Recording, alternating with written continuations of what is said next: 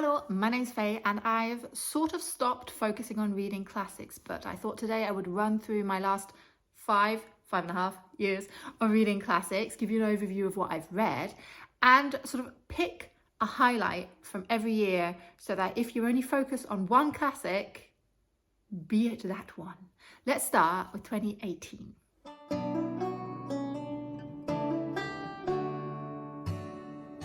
In 2018, I read 7 classics, or what I am classing as classics, and I wrote them down here so that I don't lose track of things. There's The Lost World by Arthur Conan Doyle, which was fun. Cannery Row by John Steinbeck, which skip it even though it's short. Orlando by Virginia Woolf, which is really fascinating for the time because we basically have a gender switching character, so that's really interesting. If you are really interested in gender in classic text, then go for it. I, however, find the stream of consciousness in which Virginia Woolf writes really quite taxing, so this is not my pick. I read The Invisible Man by H.G. Wells. This is for you if you like classic sci-fi. Wives and Daughters by Elizabeth Gaskell. Not having read many Victorian books, I actually really enjoyed this one, especially because this book isn't actually finished. Elizabeth Gaskell never actually managed to finish the novel, and still I would recommend it. It's chunky though, so only go in if you really fancy Victorian writers. And Chocky by John Wyndham, who I went on a bit of a John Wyndham bender actually and really like his writing. Again, this is sort of classic sci-fi, sometimes fantasy, sometimes dystopian. I like him. I think he's quirky. I think it's a bit dated, but Chocky was eerie, you know, scary kids. That's always a big one. But the pick that I am choosing out of the 7 that I read in 2018, it's got to be Jane Eyre by Charlotte Brontë. I don't think this is a 5-star read, and I think the supposed love story in Jane Eyre is really creepy and one I do not ship. But I love the beginning of the book, and I love how this young girl really stays true to herself and is stubborn, and there's amazing female friendship in the beginning of the book, which I could have stuck with that. I didn't need the whole love story. But Jane Eyre is one that I recommend because I do think it gets referenced quite often, and one of the things I do enjoy about reading classics is kind of being able to join in on the conversation. So Jane Eyre for the win.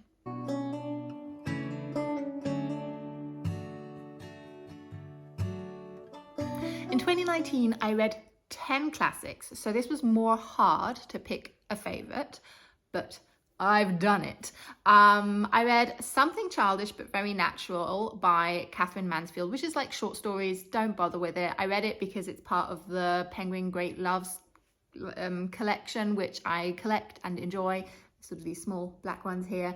But yeah, don't bother with that one. I read The Collector by John Fowles, which just shows that creepy stalkerish stories have always interested us. John Fowles wrote this in 1963, I believe.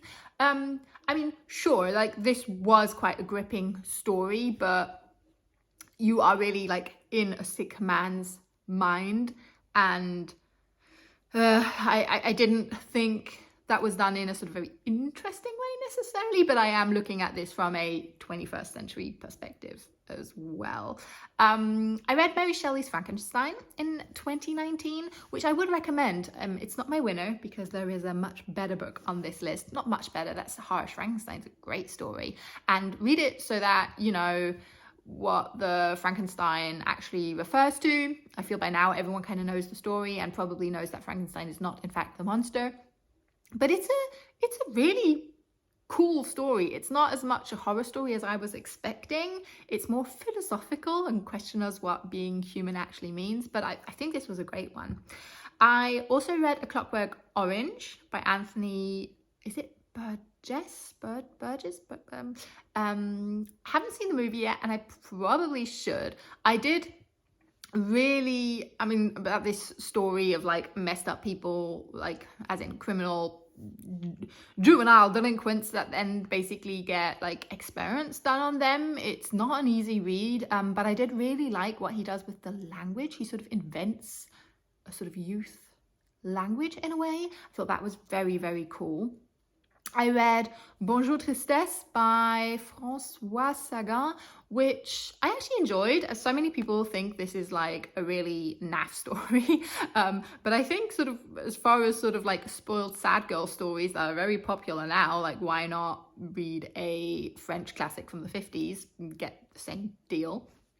I read Slaughterhouse 5 by Vonnegut, which sort of it's a sort of sci-fi mashup with war story, I believe, but I actually don't remember that much, so I'm not going to pick it and recommend it here. I read First Love by Ivan Turgenev, which again is one of the great Penguin Great Loves stories. I remember sort of liking this one, published in 1860 in Russia, a bit of an obscure one, can't wholeheartedly recommend it. And then I read Go Tell It on the Mountain by James Baldwin, which I only really picked up because I had previously read Giovanni's Room by James Baldwin, which is my pick for 2019. I think you should read Giovanni's Room by James Baldwin. In this, we follow our protagonist who is trying to come to terms with his sexuality. He's American and travels to Paris to wait for his fiancée. And here starts a relationship with a man, Giovanni.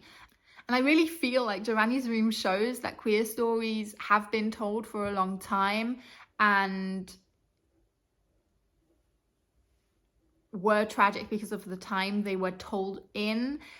And I think it's really interesting, like this was written in 1956, I believe, and to see how queer stories have and have not changed. I really appreciate that there are more and more stories now that sort of celebrate your gays and don't just show the sort of tragic stories behind them, but given the time, this is not a happy story, but I thought it was masterfully written.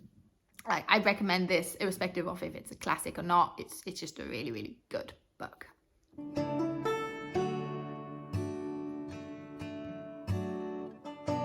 In 2020, I read 4 classics. Of these, I'm going to recommend you read The Heart is a Lonely Hunter by Carson McCullers. I thought it was so atmospheric.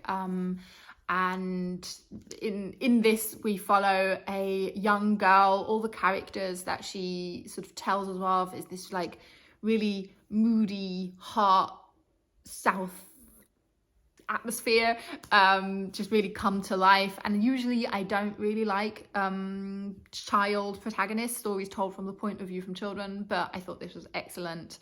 Yeah, just really like crisp, well written. I did in 2020 also read I Captured the Castle by Dodie Smith, which often is sort of marketed as a YA novel. Again, told from the point of view of a young girl, and I also liked that.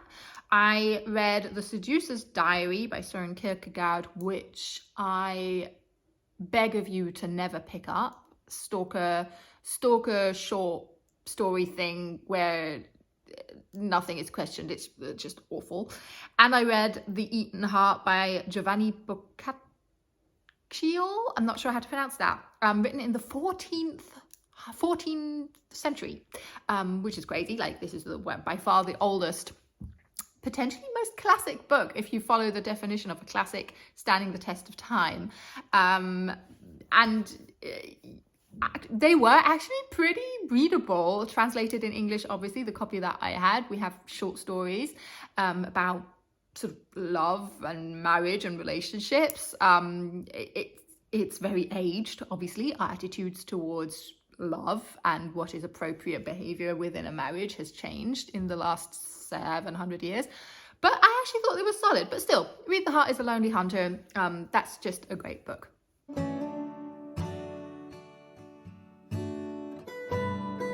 In 2021, I read 3 classics.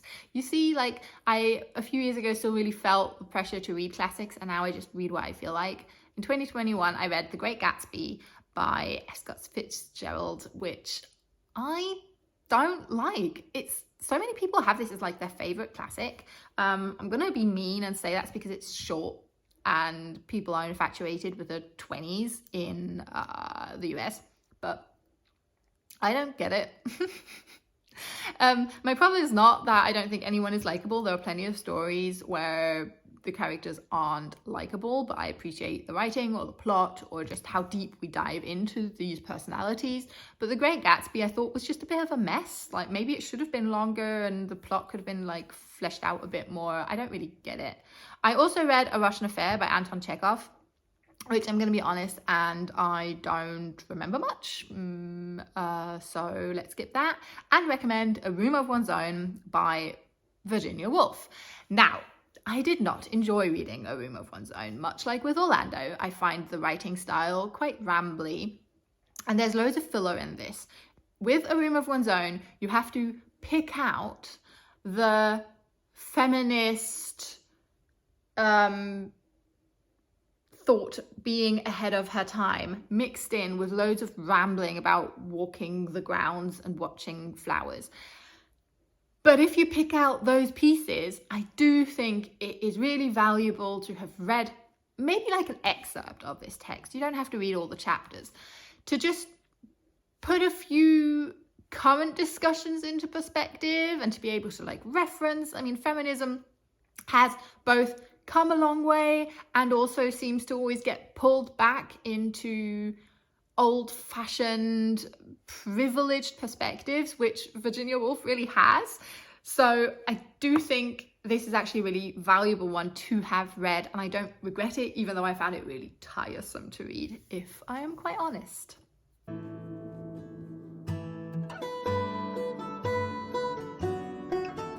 In 2022, I again read 3 classics, which I didn't all love. I hated Mansfield Park by Jane Austen. Absolutely, I mean, hated is a strong word, but it's so boring. It's just like this prim, boring, introverted character, Fanny, goes to live with her cousins, who are all pretentious, uppity, rich bores. They spend pages on pages on pages preparing a play that they just want to do because they are bored, and then they don't even end up staging. And in the end, like, cousins get married and we're supposed to cheer it on. Ugh, I really didn't like Mansfield Park. I really quite liked Sense and Sensibility, which I read in the same year by Jane Austen. Sense and Sensibility, I think, was really strong because of the 2 different sisters and how we sort of do root for them or hope that they don't end up with certain men that they meet. Not my favourite Jane Austen movie, but like solid middle. If you're more interested in the whole like relationship side of her writing, then I do recommend it. The book that I'm going to pick, though, is Little Women by Louisa May Alcott, which, yeah, I only read last year, which is crazy. I feel like so many, especially Americans, read this in high school. Growing up in Germany, obviously, I did not read this. And I actually thought you could really enjoy this, reading this as an adult, to be honest. The story about the 4, I've forgotten their names now, 4 sisters, was really one that I rooted for, and I watched the movie adaptation with my friend Christy, I think in December. Did she come here in December? We watched it in December? I'm not quite sure. We watched that together last year as well, after reading the book together. The most recent Little Women movie, which I thought was really pretty fun.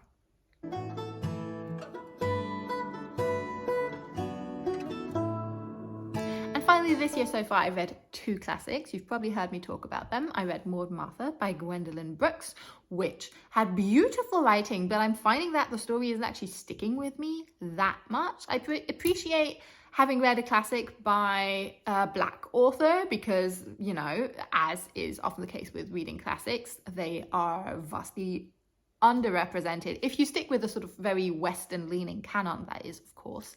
And I read Emma by Jane Austen, which I recommend because I thought Emma was really fun. I get why people would find her unlikable and the story kind of a bit lacking, but I read Emma and always had Clueless the movie, the 90s movie, like overlaid in my mind, and that was so fun. I loved the movie when I was a teenager, and Emma just I mean, again, I don't care for the main love story, but I really like the fact that we are following a kind of bratty, spoiled daughter who lives with her widower dad, but also like more power to her. She's not very interested in marrying. She quite enjoys like matchmaking and likes love, but it's not for her. I just like that, given the time that we are in Jane Austen's time, and having a character like that. I don't know, I thought Emma was really cool, as in Emma the person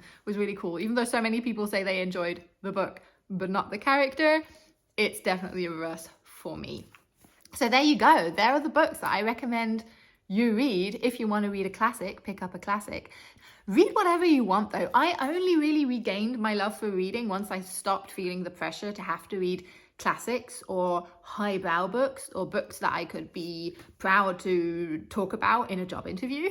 There are classics I think that are fun, there are classics that are interesting, but I don't feel comfortable reading one classic after the other. And as you can see, as time's gone by, I've actually been reading fewer classics. Drop whichever classic you think I should try though. Nevertheless, maybe I will. And I hope to see you very, very soon. Bye everyone.